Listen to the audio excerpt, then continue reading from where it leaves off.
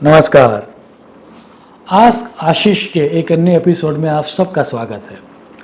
अब बहुत सारे लोगों ने प्रश्न मुझे पूछा है और उसमें से कुछ प्रश्नों को यहाँ पर मैं ले रहा हूँ।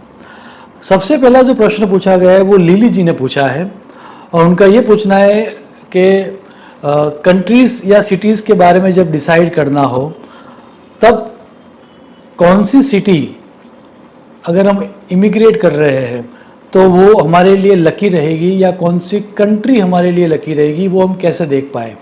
अब कुछ समय पूर्व मैंने एक शॉर्ट्स भी डाला था जिसमें मैंने कहा था कि फाइंड योर लकी सिटी।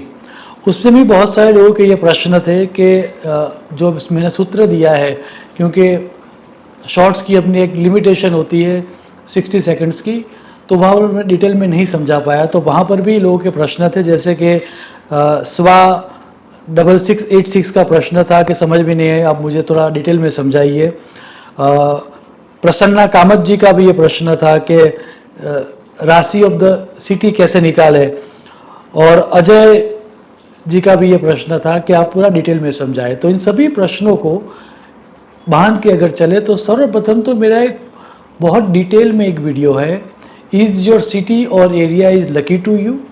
उसमें मैंने काकिनी विचार करके एक फॉर्मूला दी थी कि जिसके आधार पर हम हमारी नाम राशि से, आपको यहाँ पर देखना ये है कि जब भी आपको सिटी का राशि जानना हो तो आपको उसका जो प्रचलित नाम है वो पकड़ना है। जैसे फॉर एग्जाम्पल अगर न्यूयॉर्क हो गया तो न अर्थात उनकी राशि जो हो गई वो वृश्चिक राशि हो गई। अगर वाराणसी हुआ तो उसका अर्थ ये हुआ कि वो दैट मीन्स वृषभ राशि हो गई। यदि अहमदाबाद हो गया तो अहमदाबाद मीन्स अर्थात मेष राशि हो गई। तो जो उसका प्रचलित नाम है वह नाम आपको पकड़ना है, और आपका भी आपकी नाम राशि अलग हो और आपकी कुंडली में आपकी चंद्र की राशि अलग हो, तो शास्त्रकारों ने ऐसा स्पष्ट कहा है कि आपको वहाँ पर अपनी जो प्रचलित नाम की राशि है वो देखनी है। तो पूरे की पूरी चर्चा को समझाते हुए मुहूर्त चिंतामणि में एक बहुत ही आसान श्लोक दिया गया था, और वो श्लोक कुछ इस तरह का था, द्वितीय पंचम नवम दशम एकादशम, अर्थात आपकी जो नाम राशि है उससे सेकंड राशि हो या फिर पांचवी राशि हो या फिर नौवीं राशि हो या 10वीं राशि हो या एकादश अर्थात 11वीं राशि हो। अगर जैसे कि फॉर एग्जांपल मेरा नाम है आशीष, तो मेरी जो राशि है वह राशि हो गई मेष राशि। तो अगर मुझे रहना है वाराणसी में तो वो राशि मेरे से द्वितीय हो गई, तो वाराणसी मेरे लिए फेवरेबल रहेगा।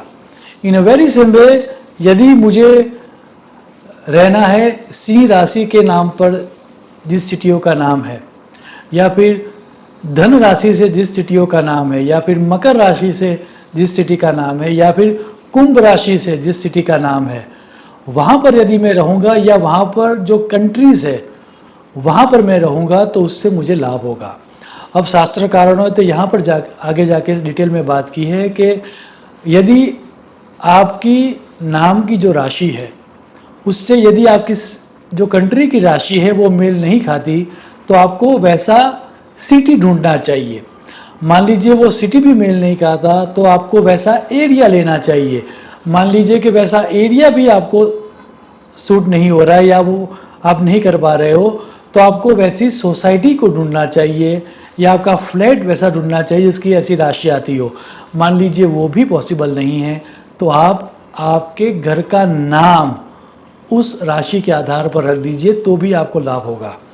तो कुल मिला के आपकी जो नाम की राशि है उसके आधार पर ये पूरा डिसीजन लेना है।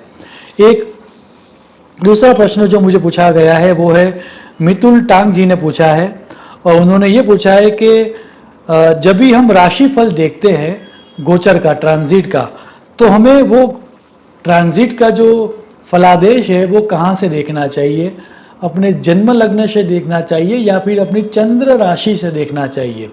अब उसके लिए भी मेरा एक वीडियो है जहाँ पर मैंने डिटेल में बात की है लेकिन अगर शॉर्ट में बात करूं तो मैं ये कहना चाहूँगा कि शास्त्रकारों ने ऐसा स्पष्ट कहा गया है कि जन्म लग्न जो है वह is a kind of a body, वो शरीर है, और चंद्र लग्न जो है या जो चंद्र है वह है मन। और क्योंकि हम मनुष्य हैं तो ट्रांजिट का जो फलादेश है वह हमें चंद्र से देखना चाहिए, क्योंकि हम एज ए मनुष्य हमारे में डोमिनेंस जो है वह मन का है। तो यदि आपको माइंड रिलेटेड कोई चीज़ें देखनी है, आपकी जो सर्वाधिक महत्वपूर्ण बातें देखनी है, तो वो आपको आपके चंद्र से देखनी चाहिए।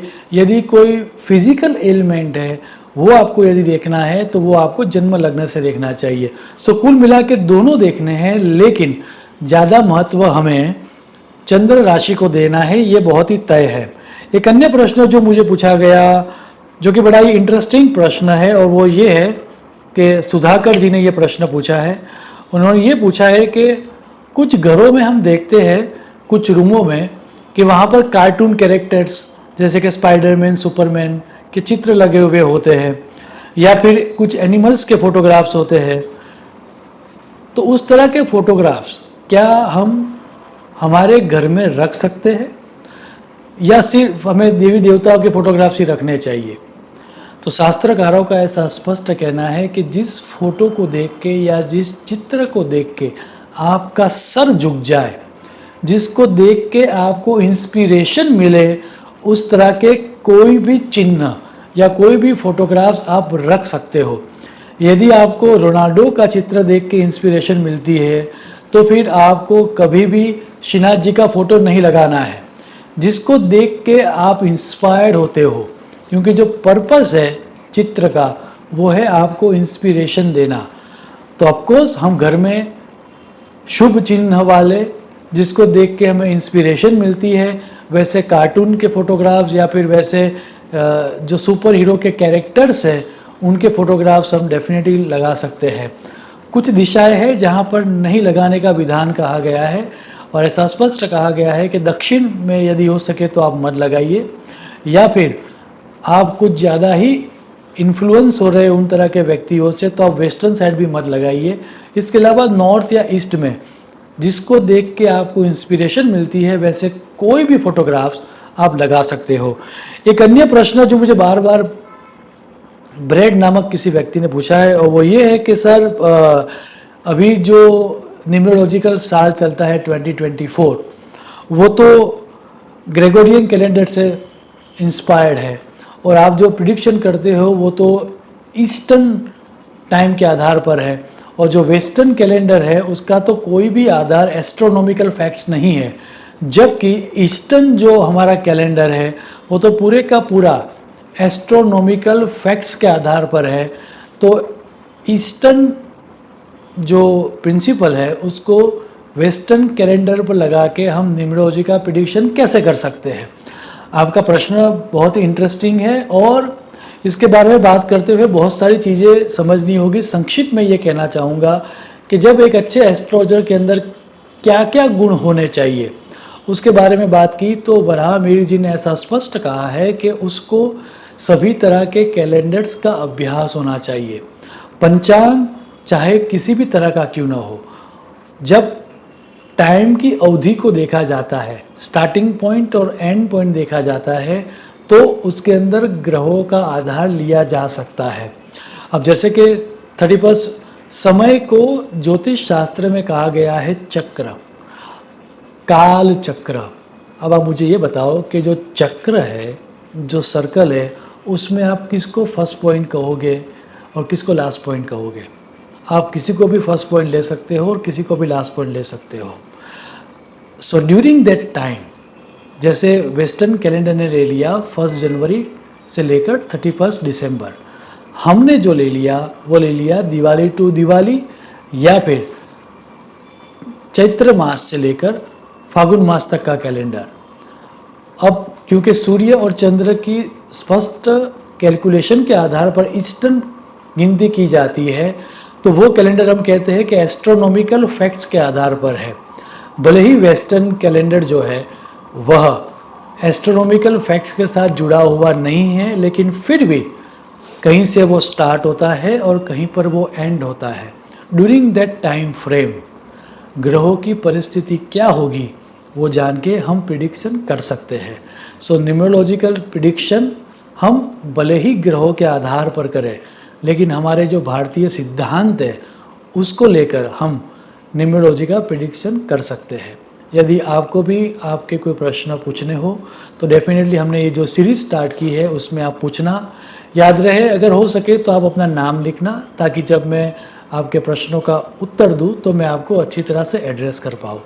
शुभम भवतु। प्रणाम।